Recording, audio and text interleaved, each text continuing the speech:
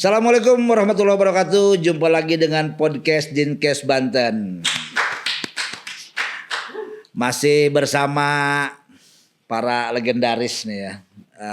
Saya dan Wibowo Sangkala. Sehat kok? Alhamdulillah. Udah mau akhir tahun, tutup tahun nih Ji. Tapi tetap harus sehat. Tetap harus sehat. Karena kita ini adalah orang-orang kesehatan. Orang-orang kesehatan. Iya. Orang-orang kesehatan yang selalu membahas tentang kesehatan. Harus sehat segalanya. Oke. Sehat jiwanya. Sehat raganya. Sehat jasmaninya. Sehat jasmaninya. Dan sehat isi kantongnya. Nah, gitu, semuanya harus sehat ya kan. Nah. Amin. Ya kan. Ini kita ngebahas apa nih hari ini? Ini kerennya ini terobosan Pemprov Banten Ci. Yang informasinya kan Pemprov Banten bekerja sama dengan Untirta. Dan sejumlah universitas lah. Dan sejumlah universitas. Oke, jadi ngomongin tentang rumah sakit pendidikan. Rumah sakit pendidikan. Loh kok rumah sakit pendidikan? Ini harusnya diurusin sama dinas pendidikan. Oh enggak. Oh bukan. Ini pendidikan urusan rumah sakit. Ya kan? Jadi kemarin ini belum lama ini ada pertemuan nih. Oke. Antara Rektor Untirta ya, Profesor Patah Sulaiman ya, dengan Gubernur Banten, dengan Pak Andra Soni. Salah satu pembahasannya itu diantaranya adalah bahwa Fakultas Kedokteran Untirta ini itu akan melahirkan 10 jurusan kedokteran spesialis. Oke. 10 jurusan. Jurusan dokter spesialis. Iya, jadi ada spesialis gigi, spesialis kandungan, spesialis mata, yang kayak pokoknya 10 jurusan lah. 10 jurusan itu. Nah, ini ternyata Untirta ini juga memang sudah bekerja sama. Sudah hampir 2 tahun ya, sudah bekerja sama. Bahkan informasinya informasinya katanya tahun ini nih RSUD Banten sudah akan punya lulusan dokter. Kan ini salah satunya juga sebagai implementasi visi kesehatan. Bagaimana meningkatkan derajat kesehatan masyarakat Banten. Yang 12 juta itu. Betul. Di antaranya kita. Di antaranya. Tapi kerjasama ini tentu kabar baik bagi masyarakat Banten, terutama mahasiswa kedokteran Untirta yang tidak perlu takut lagi ketika mereka telah menyelesaikan pendidikannya karena sudah ada kerjasama dengan Pemprov Banten untuk ditempatkan di berbagai rumah sakit. Ya kan? Karena kan ini selalu menjadi persoalan. Selalu menjadi persoalan. Kekurangan dokter, kekurangan tenaga kesehatan, ini selalu jadi masalah. Gitu. Rumah sakit didirikan di mana-mana katanya gitu kan. Tapi dokternya kurang. Sehingga ini yang mengakibatkan banyak dampak. Banyak dampak, ya kan? Dan kita juga tidak mau dinilai bahwa Banten hanya bisa membangun fisiknya saja. Betul. Tetapi Banten juga bisa membangun SDM-nya. Betul. Jadi tidak hanya fisiknya dibangun, tetapi tenaga profesional, tenaga ahlinya juga sudah dipersiapkan juga. Gitu. Betul. Nah ini, jadi kita mesti tahu juga nih, rumah sakit pendidikan itu apa sih? Oke. Kan sampaikan juga kita ke masyarakat nih kan. Seperti apa? Rumah sakit pendidikan yaitu rumah sakit yang memiliki fungsi terpadu untuk pelayanan kesehatan, pendidikan dan penelitian.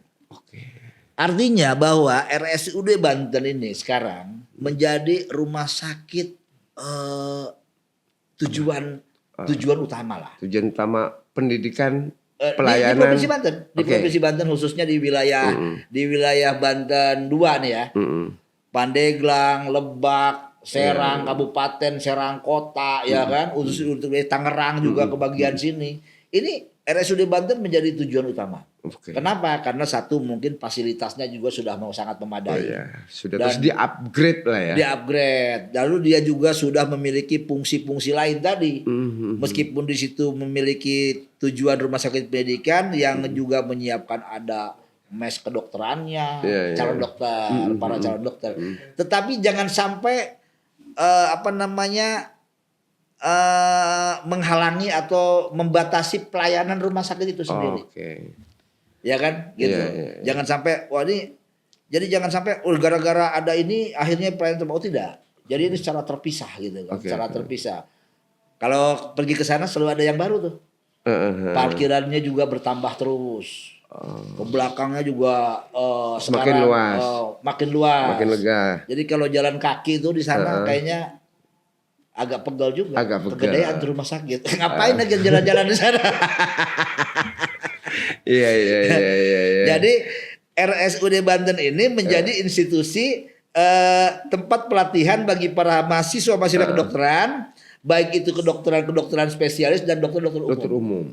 Tetapi kabar baiknya bahwa tahun ini RSUD Banten baru akan meluluskan dokter umum kalau nggak salah. Iya. Nanti ke depan baru nanti ada kerjasama untuk dokter spesialis. Nah, gitu. Jadi kalau kita pengen tahu juga nih, seperti apa sih bentuk kerjasama itu? Kayaknya ya harus yang menjawab harus orang yang ahli harus juga. Ahlinya ahli. Core of the core. Siapa lagi kalau bukan direktur umum direktur utama rumah sakit Banten ya, RSUD Banten. Nih Dokter Danang. Mudah-mudahan beliau bisa kita hubungi. Soalnya tadi informasinya Dokter Danang sekarang sedang di perjalanan. Lagi dalam perjalanan. Mungkin beliau mau meluangkan waktunya mungkin ya. Mungkin ya, tapi mudah-mudahan bisa coba kita hubungi Dokter Danang. Ya mudah-mudahan mau ya kita hubungi. Seperti apa sih kerjasama itu? Iya. Nanti beliau menjelaskan tentang bagaimana itu rumah sakit pendidikan di Provinsi Banten, ya kan? Iya, jadi biar kita kupas habis. Kita kupas habis. Assalamualaikum. Waalaikumsalam. Apa kabar Pak Dirut? Baik, alhamdulillah sehat, Bang Adam. Sehat ya. Mohon maaf nih mengganggu aktivitasnya sebentar nih. Laksanakan. Siap. Jadi gini nih Dok, kita kan lagi ngobrol soal masalah rumah sakit pendidikan nih Dok ya. Kebetulan kan RSUD Banten ini masuk sebagai rumah sakit pendidikan yang sudah bekerja sama dengan Fakultas Kesehatan Untirta ya Dok ya? Siap, betul. Nah, itu seperti apa Dok? Kalau untuk di rumah sakit mungkin apakah secara fasilitasnya yang disiapkan tuh apa saja, lalu kerjasamanya seperti apa dan lain-lain seperti apa gitu? Bisa dijelaskan Dok ya? Baik, makasih. Halo semua para podcaster. Ya. Ya, berbahagia. Terima kasih diberi kesempatan. Saya Dr. Danang Amsal Nugroho, Direktur Rumah Sakit Banten. Betul bahwa kami sudah diberi amanat oleh Gubernur dari mulai dulu zaman Gubernur Pak Wahidin Halim, kemudian Pak Al-Muqtabar, PJ Gubernur, sampai dengan sekarang Gubernur Andreas Soni juga konsen sekali dengan masalah pendidikan, termasuk mendukung untuk Rumah Sakit Banten menjadi rumah sakit wahana utama sebagai pendidikan untuk Fakultas Kedokteran Universitas Untirta, Universitas Sultan Agung Untirta Yasa ya. Nah, kita sudah memiliki payung hukum berupa adanya MOU antara pemerintah provinsi Untirta ya pada waktu itu dengan juga UI untuk melakukan percepatan pelaksanaan pendidikan di FK Untirta. Nah, ditindaklanjuti dengan MOU antara kami dengan Fakultas Kedokteran Untirta, antara lain kewajibannya apa saja gitu ya. Ya. Aktivitas, kemudian ada biayanya berapa gitu, sudah ada aturannya semua. Dan kemudian pada waktu kami ditentukan menjadi apa istilahnya qualified, cocok apa tidak, Kementerian Kesehatan itu melakukan penilaian baik berupa dokumen yang kita upload secara mereka sudah ada sistemnya yang harus kita upload. Kemudian melakukan dokumen-dokumen persyaratannya harus dipenuhi semua dari A sampai Z. Setelah dokumen terpenuhi, administrasi terpenuhi, baru mereka melakukan administrasi visitasi untuk menilai kesesuaian dokumen dengan kondisi di lapangan. Nah, tentu untuk proses itu mereka menilai pertama ya kelengkapan SDM pengajarnya. Setelah kelengkapan SDM pengajarnya, kemudian menilai sarana prasarananya, adanya ruang diskusi, adanya tempat belajar, adanya jumlah pasien yang mencukupi, jenis kasus yang mencukupi, kemudian adanya SOP yang menjamin bahwa keberadaan para mahasiswa itu tidak menurunkan proses pelayanan. Jadi meskipun ada mahasiswa, proses pelayanan tetap bermutu, gitu ya, tetap bermutu dan terkontrol, terkualifikasi secara baik. Nah, seperti itu kira-kira, Bang Adam. Kalau untuk mulainya, Dok, dimulainya kapan? Dimulai pelaksanaan bahwa status rumah sakit RSUD Banten ini sebagai rumah sakit pendidikan itu kapan? Dan juga sudah ada dokter-dokter praktek yang ada di sana misalnya. Kapan mulainya itu? Ya, kita sudah meluluskan dokter pertama. Oh, sudah meluluskan. Sudah lebih dari 2 tahun. Sudah lebih dari 2 tahun ya. Kita sudah menemukan dokter pertama. Ya. Tahun ini kita menemukan dokter pertama. Tahun ini ya. 2025 ya. Berarti 2023 ya. Sudah mulai prosesnya. Karena konasnya itu 2 tahun. Kalau yang pertama ini berapa spesialis, Dok, yang sebelum-sebelumnya? Oh, kalau yang kita lakukan sekarang masih untuk dokter umum. Dokter umum ya. Jadi belum untuk masih untuk dokter umum. Untuk yang dokter spesialis masih berproses. Baru pada kalau yang university base itu baru pada Kemendikti, kalau yang facility atau hospital base itu baru pada surat penunjukan dari Kementerian Kesehatan. Oke, jadi kemarin kan kita juga ngikutin tuh, Dok, pertemuan antara Pak Gubernur Banten ya, Pak Andrasoni dengan Rektor Untirta.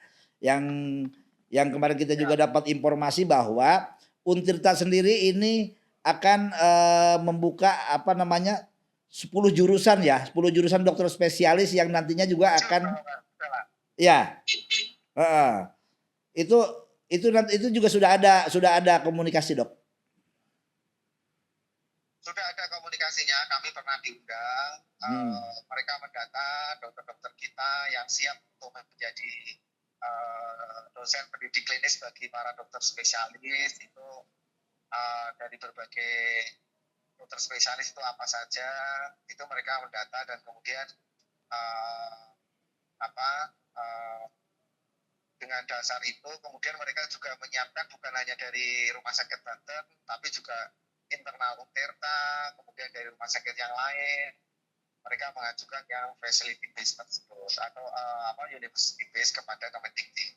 Oke, terima kasih, Dok. Jadi gini, mungkin ini adalah bagian dari upaya pemerintah Provinsi Banten mengimplementasikan visi tentang derajat kesehatan masyarakat. Ini salah satu solusinya bagaimana nanti Banten bisa menambah jumlah tenaga kesehatan dan juga jumlah dokter spesialis sehingga bisa mencapai target apa yang diinginkan. Mungkin begitu salah satu, Dok ya. Solusinya ya. Betul. Ya, kita tahu bahwa dokter spesialis itu termasuk manusia langka. Proses pendidikannya itu lulusannya tidak secepat pertambahan penduduk, ya kan? Apalagi sebarannya, sehingga kalau kita harus ada percepatan jumlah dokter spesialis itu kami selaku masyarakat maupun selaku rumah itu sangat setuju. Oke, siap dokter. Terima kasih banyak nih udah diganggu di jalan. Rupanya tadi ada suara klakson. Terima kasih dokter. Jaga kesehatan dok, jaga kesehatan. Terbalik ya. Siap dok. Terima kasih banyak atas waktunya. Terima kasih. Assalamualaikum. Oke, tadi kan kita sudah dengar semua. Sudah dengar penjelasan dari dokter Danang ya. Bagaimana dukungan keuangan, dukungan fasilitas. Aturan, jadi bukan hanya RSUD Banten tapi juga tadi katanya dari dengan UI juga. Nah, jadi ini mesti kita tahu juga nih, misalnya poin-poin penting apa sih kerjasama RSUD Banten dengan Fakultas Kedokteran itu. Jadi antaranya itu dia ada payung hukumnya. Ya, jadi kerjasama itu dituangkan dalam MOU lah, MOU. Baik itu Fakultas Kedokteran Untirta, Untirtanya itu sendiri dengan RSUD Banten. Jadi untuk mewujudkan RSUD Banten sebagai rumah sakit pendidikan utama. Lalu yang selanjutnya ada fasilitas penunjang. Jadi RSUD Banten memiliki fasilitas penunjang yang dibutuhkan untuk kegiatan pendidikan calon dokter dan dokter spesialis. Apa saja ya, tentu saja sarana penelitiannya, pendidikannya, gitu kan. Lalu jumlah pasiennya dan lain sebagainya. Tapi ini perlu digarisbawahi, bukan berarti nanti pasien-pasien ini menjadi kelinci percobaan, tidak seperti itu. Tadi kan digarisbawahi seperti itu lah.